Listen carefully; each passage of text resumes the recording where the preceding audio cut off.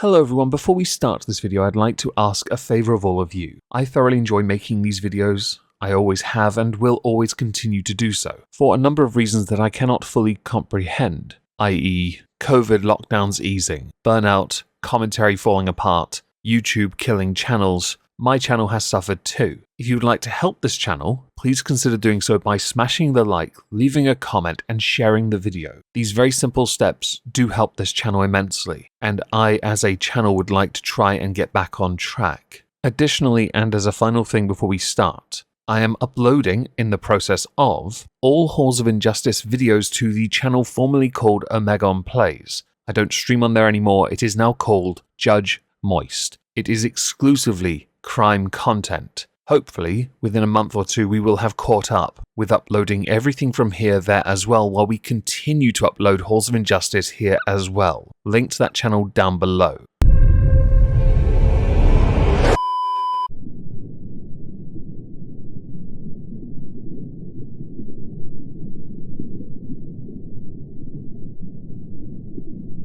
Well, isn't this just fantastic?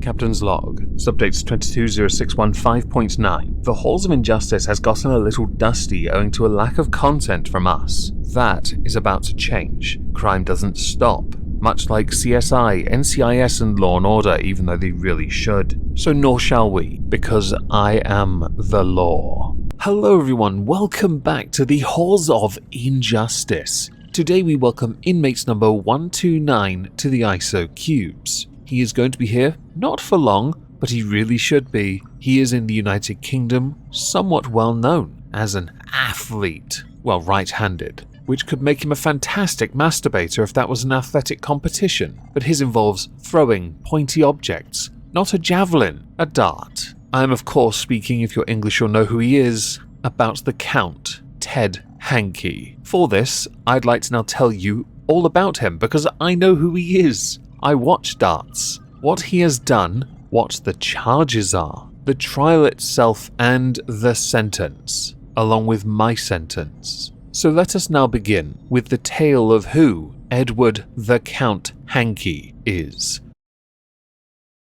Ted Hankey is a 54-year-old man from Stoke-on-Trent in England. Ted Hankey was nicknamed the Count, a nickname he acquired during his time for the BDO, which is one of two governing bodies in darts, the other being the PDC. The PDC is where all the money is. The BDO had its heyday, and Ted Hankey competed during that time, winning the world title in 2000 and 2009, and being a runner-up in 2001. In 2012, he actually moved from the BDO to the PDC, but lost his tour card in 2014 because he'd slipped down the rankings to number 94. I think him having a stroke at some point during that may well have played a part in that. Ted Hankey is a very fickle and brittle man. When the audience is against him, it gets under his skin, enough so that if they do manage to get under his skin at the right moment, he'll just walk up the archy and punch the dartboard, which he's done before, threatening to quit the game because of it,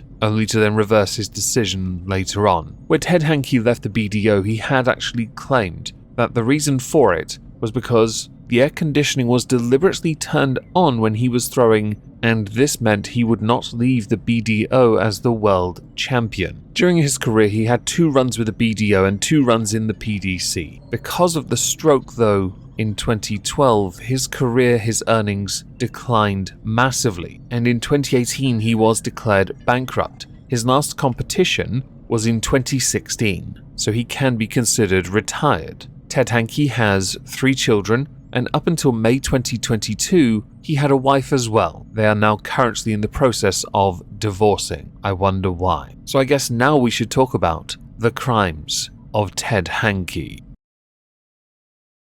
On September the 16th, Ted Hankey was reported to the police by a girl who we will call Jane Doe, after she had claimed that he had sexually assaulted her. Ted Hankey was arrested on the exact same day. During questioning, he denied committing the offense, and subsequently answered no comment after he was then shown something. What do you think he was shown that meant his whole denial of committing the offense was a lie to the police? You're right. He was shown video footage of him sexually assaulting Jane Doe. Jane Doe is under 18, believed to be around 16 years old, and he had believed that nobody would believe her until you, Ted Hankey, were shown the evidence. That is a quote from Judge Everett. When video evidence is presented to then show that you have in fact committed the offense and you then go on to deny and then no comment regardless, things don't look good for you. How entitled are you that you think you are allowed someone else's body to use them as a chew toy? I know there isn't much for this particular segment and I do apologize, but all reporting of this focused heavily on the trial, which was very short, and the sentence. So that is where we shall go next.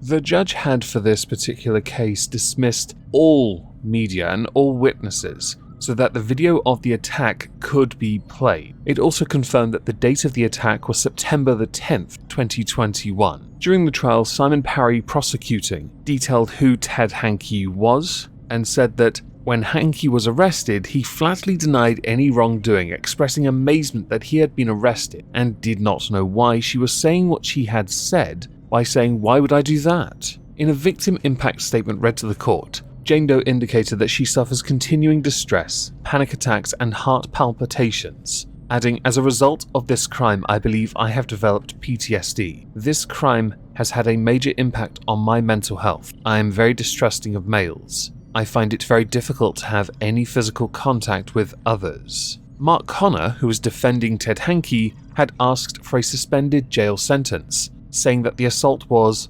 opportunist and that Ted had actually admitted to the offense and wanted to apologize for his behavior, and that is because during an earlier hearing he had decided to plead guilty. Don't worry though, folks, Judge Everett saw through that BS. I'm surprised they didn't argue diminished health, since Ted Hankey had pulled out December of last year of the World Championship Senior Tournament. But it's okay everyone, he was just an opportunist and really needed to empty his balls. Before we get to what the judge said when passing sentence, I want to now look at UK law on this, because sexual assault is very serious, and the sentence should reflect that. So for the UK law, we go to the Sexual Offences Act of 2003. Rape is defined as a person, A, commits an offence if he intentionally penetrates the vagina, anus, or mouth of another person with his penis. The person does not consent to the penetration, and A, does not reasonably believe that B consents, B being the other person. 2. Whether a belief is reasonable is to be determined having regard to all the circumstances, including any steps A has taken to ascertain whether B consents. A person guilty of an offence under this section is liable on conviction on indictment to imprisonment for life. That is a hefty sentence, especially if you've been caught in the act. When one is charged with sexual assault, which is what Ted Hankey pled guilty to, not rape, the offence range is community order up to 7 years custody, with a maximum being 10 years custody. You then have to determine the category for it.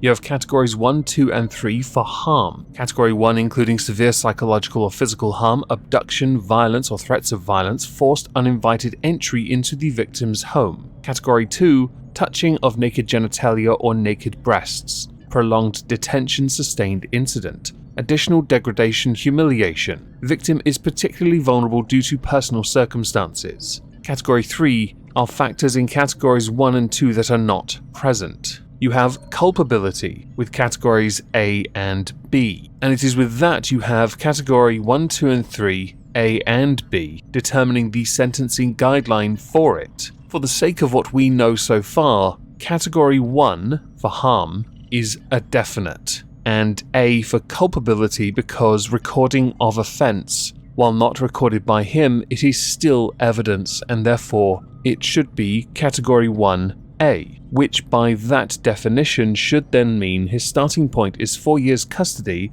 with a category range of 3 to 7 years in custody. A guilty plea eventually does sometimes change that. So now we should get to the sentence, the full sentence, and statements from the judge and the police.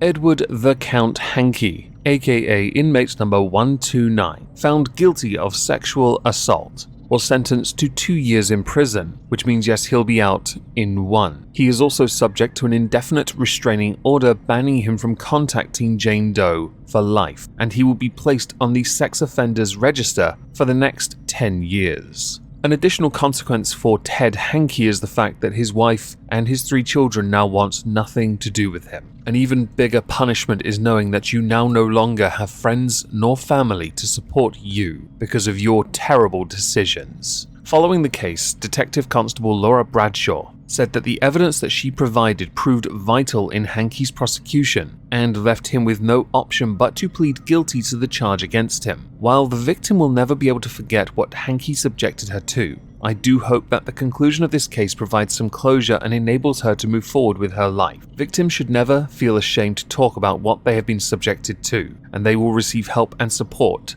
they need from specialist officers. When sentencing, Judge Everett simply said that Ted Hankey would have denied it to the bitter end had it not been filmed, which summed up this entire case perfectly. My view on this case is a little simpler. The sentence is inadequate. The indefinite restraining order, sure. The sex offenders register, sure. Prison time, though, no. He's 54. He's got a few good years left in him. Therefore, the sentence is life, without the possibility of parole, working in a prison camp. Ta-ta, Ted Hankey.